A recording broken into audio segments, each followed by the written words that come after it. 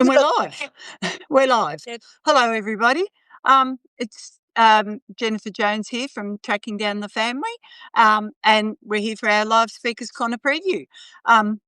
Welcome. I've two great guests here with me today, who I'll introduce in a moment. But just welcome to everyone, and thank you very much for coming along today to our hi, Kyla. Great to have you. To our very first Speakers Corner live preview for 2026, and also our very first Projectkin event for 2026. Happy New Year to everybody. I do hope you had a lovely holiday season, and were able to spend time with your families and telling the stories and hearing the stories, and having a restful time, which is what I did. So I had a lovely New Year.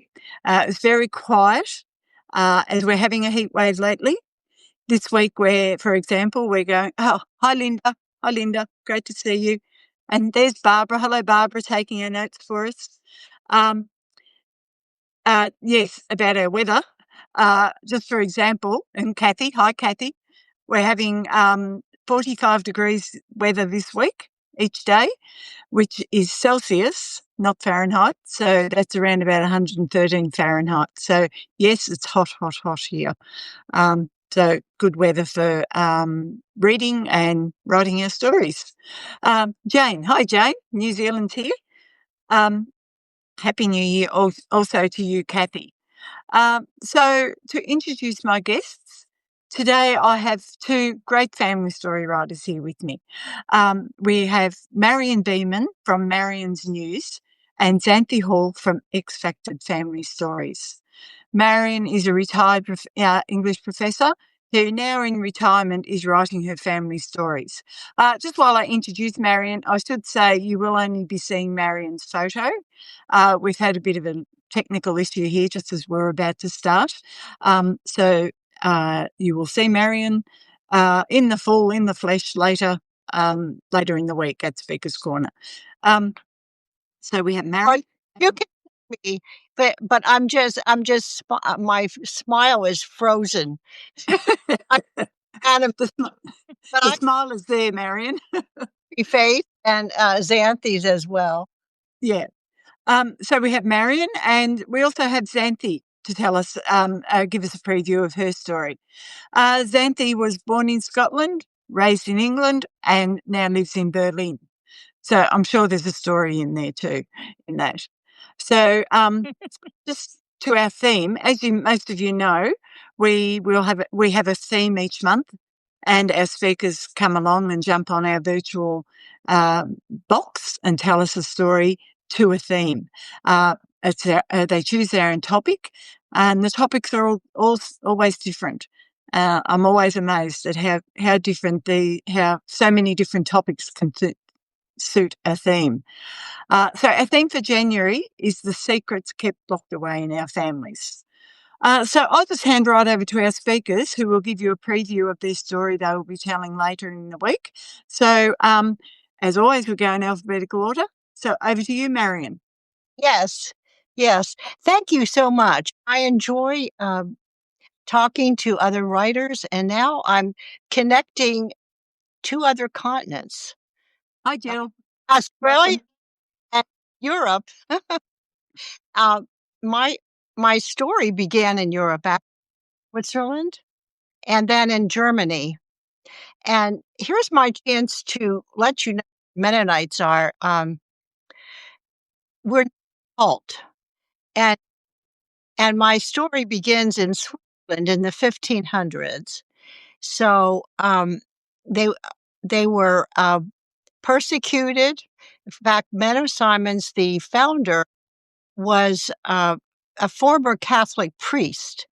And the reason the Mennonites formed is because they were against infant baptism, and also they were non-resistant to war. In other words, were anti-violent. They would be called something like pacifists today. So my folks migrated from Switzerland, then to Germany, and then to wealthy Dutch Mennonites paid their passage to the United States. So my family begins in the United States. It wasn't called that then, the colonies, in 1733. Becker family. That's my maiden name. And so we have 9 generations from Europe living here in the United States from 1733 to 26 now.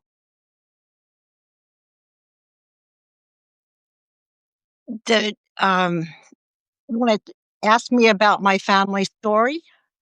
Yeah, yeah, Yeah, yeah. We'd love to hear a yeah. little bit about your Okay. story, Mary. Well, I was raised in a Mennonite, and at that time in the 1950s, Mennonites were very plain.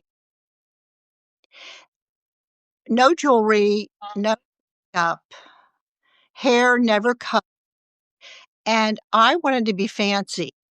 So I kept bucking the system I was raised in, and also my father. And my father seemed to be very angry at me. I had no idea why. And I wrote my memoir many, many decades later to try to discover the source of my father's anger. Why was he so mad? And why did he project this anger, especially onto me? I'm the oldest daughter. I was mouthy, but I was a child. Uh, so I wrote my memoir to try to discover this. And then one day, after my mother died, my sisters and I went up to the attic of my mother's and father's house. And my sister found a sociology notebook in which she interviewed my grandmother. And from that interview, written on the page of her sociology notebook, I found a clue as to why my father was so angry. And I don't think I'll say any more about that until Thursday when we Yeah, have, yeah, when you yeah, can see me throw up my hands and aspirated. yeah. Oh, that's so interesting, Marian. That must have just been such a relief for you to find that information. Yeah. Yeah, It was still a, an assumption that I made. yeah, All yeah, It all made sense when what my grandmother said about my aunt and my father, her 2 children. yeah, right. Yeah, That, uh, when she said what she said, yeah, I yeah, ah, yeah. Well, it's maybe not, why my father, uh, transferred anger onto me, his older. yes, yes. As Barbara has just said, wow, we have a cliffhanger, and we do love a cliffhanger. So that's Oh, really that's really great, Mary. Also, I really know nothing about the Mennonites, so it's interesting to hear you sort of talk about them, and from your writing, it's been interesting to sort of find out about them.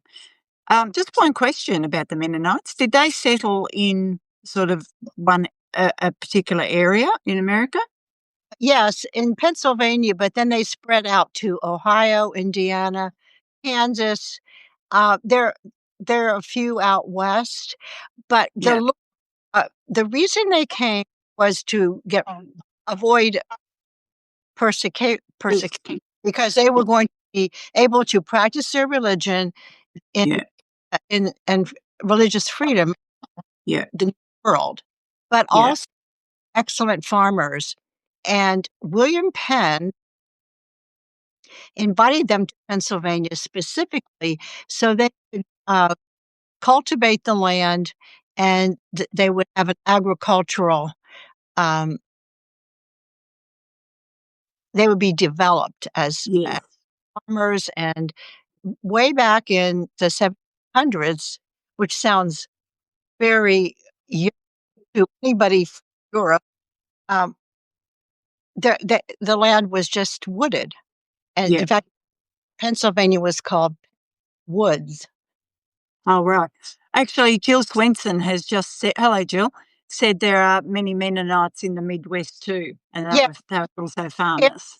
one place, but Jill would know about Yes, Jill. yes, yeah, yeah.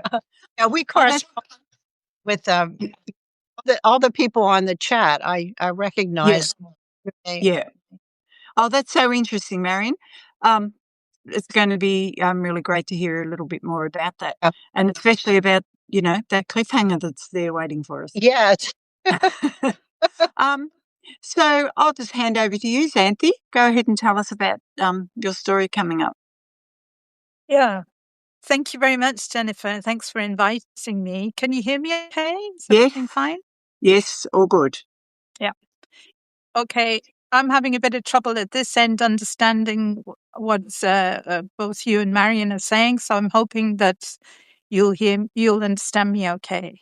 Yeah, yes, we can. Yeah, yeah, Good. So maybe a bit about myself to start with. As you yes, said, that I was born in Scotland and I moved to Berlin.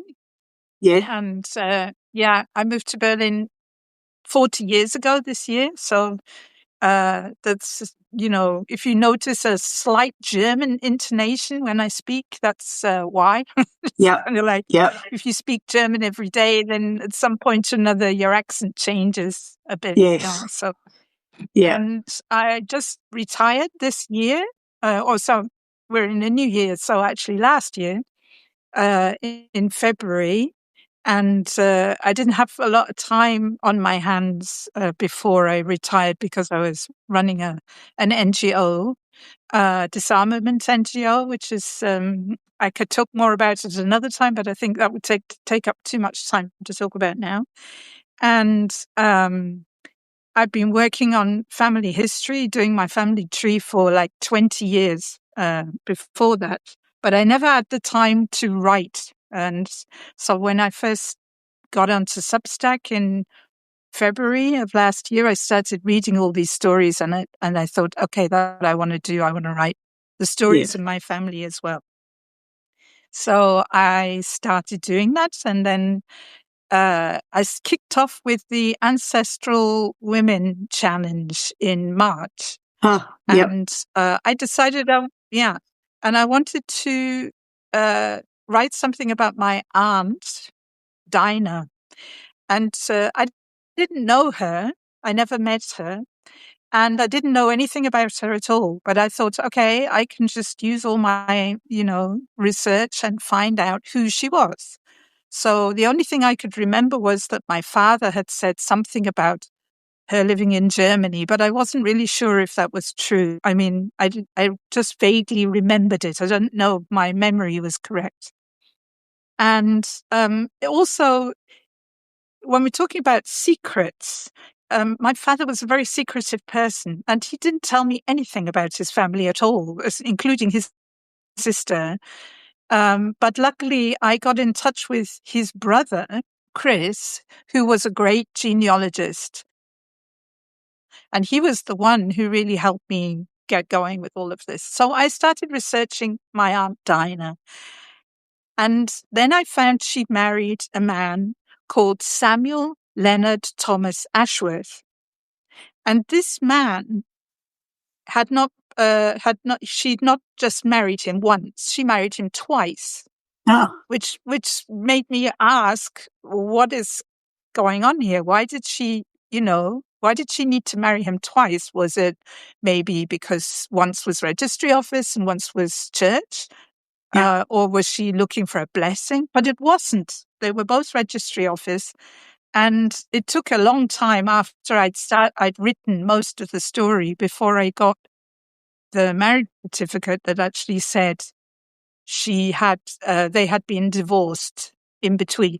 So they married in 1966 and they divorced in 1978 and they remarried in 1981. So, and then they stayed together for the rest of their lives.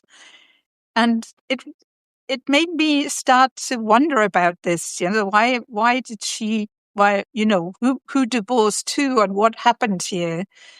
And it was then that I discovered digging a bit deeper, that Samuel, who actually we always called Len, so short for Leonard, had been married before. And he hadn't just been married once before, he had been married 3 times before. And because I don't want to give anything much away, I don't want to tell you what happened to all the wives, but something did. So each of the wives, there are stories behind each of these 3 wives before Dinah, which are really very, very interesting. So we have another cliffhanger. And I think I might leave it there. Yeah, another cliffhanger. Hello, Kristen. Good to have you here, Kristen. I'm sure there's many stories in that, Xanthe. Looks like Sorry, we've just I missed lost. the last. We're having a few technical issues, and we just lost you repeat Xanthe that? for a moment.